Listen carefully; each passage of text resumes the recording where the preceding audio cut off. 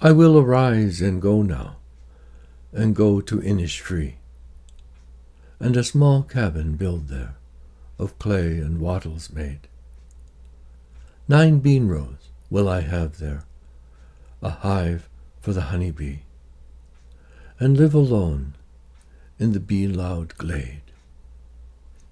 And I shall have some peace there, for peace comes dropping slow, dropping from the vales of the morning to where the cricket sings. There, midnight's all a glimmer, and noon a purple glow, and evening full of linnets' wings. I will arise and go now, for always night and day I hear lake water lapping with low sounds by the shore, while I stand on the roadway or on the pavement's grey. I hear it in the deep heart's core. That is no country for old men, the young in one another's arms, birds in the trees, those dying generations at their song, the salmon falls, the mackerel-crowded seas, fish, flesh, or fowl, commend all summer long whatever is begotten, born, and dies. Caught in that sensual music, all neglect monuments of unaging intellect. An aged man is but a paltry thing, a tattered coat upon a stick, unless soul claps its hands and sing, and louder sing, for every tatter in its mortal dress. Nor is there singing school but studying monuments of its own magnificence. And therefore I have sailed the seas and come to the holy city of Byzantium. O sages standing in God's holy fire, as in the gold mosaic of a wall, come from the holy fire, purn in a gyre, and be the singing masters of my soul. Consume my heart away, sick with desire, and fastened to a dying animal, I know not what it is, and gather me into the artifice of eternity. Once out of nature, I shall never take my bodily form from any natural thing, but such a form as Grecian goldsmiths make of hammered gold and gold enameling, to keep a drowsy emperor awake, or set upon a golden bough to sing to lords and ladies of Byzantium, of what is past, or passing, or to come. I went out to the hazel wood, because a fire was in my head, and cut and peeled a hazel wand, and hooked a berry to a thread. And when white moths were on the wing, and moth-like stars were flickering out, I dropped the berry in a stream, and caught a little silver trout.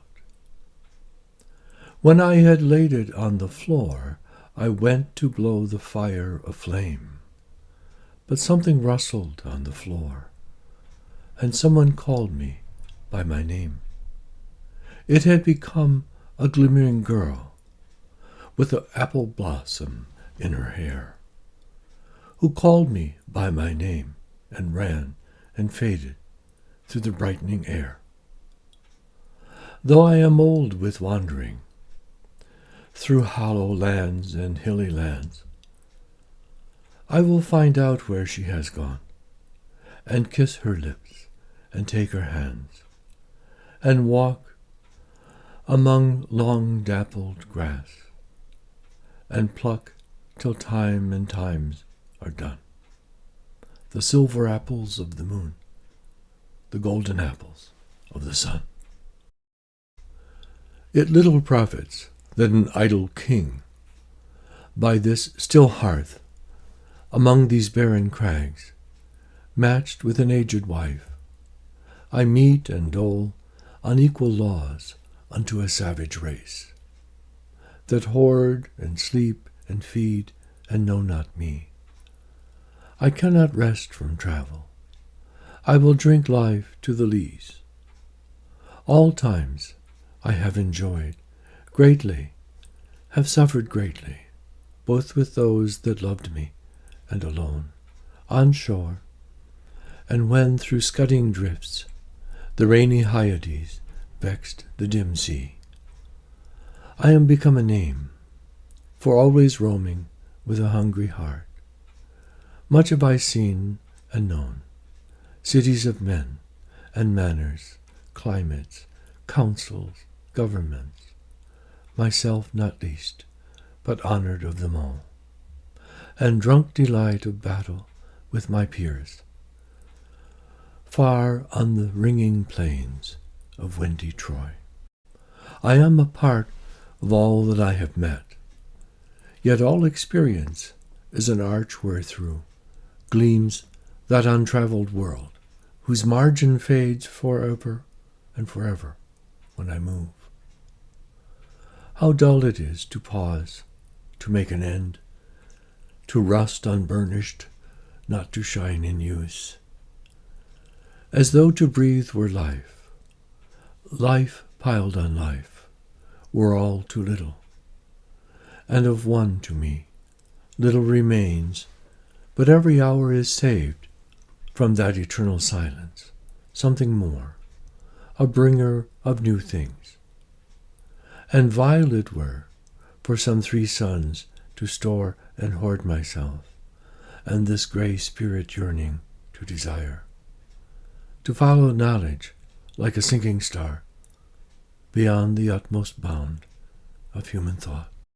This is my son, mine own Telemachus, to whom I leave the sceptre and the isle, well loved of me, discerning to fulfill this labor by slow prudence, to make mild a rugged people, and through soft degrees subdue them to the useful and the good. Most blameless is he, centered in the sphere of common duties, decent not to fail, in offices of tenderness, and pay meet adoration to my household gods when I am gone. He works his work, I mine. There lies the port, the vessel puffs her sail. There gloom the dark, broad seas, my mariners, souls that have toiled and wrought and thought with me, that ever with a frolic welcome took the thunder and the sunshine, and opposed free hearts, free foreheads. You and I are old. Old age hath yet his honor and his toil. Death closes all, but something ere the end, some work of noble note, may yet be done, not unbecoming men that strove with gods. The lights begin to twinkle from the rocks. The long day wanes, the slow moon climbs, the deep moans round with many voices. Come, my friends, 'tis not too late to seek a newer world. Push off, and sitting well in order, smite the sounding furrows. For my purpose holds to sail beyond the sunset and the baths of all the western stars, until I die. It may be that the gulfs will wash us down. It may be we shall touch the happy isles, and see the great Achilles, whom we knew. Though much is taken, much abides. And though we are not now that strength which in old days moved earth and heaven, that which we are, one equal temper of heroic hearts, made weak by time and fate, but strong in will, to strive, to seek, to find, and not to yield.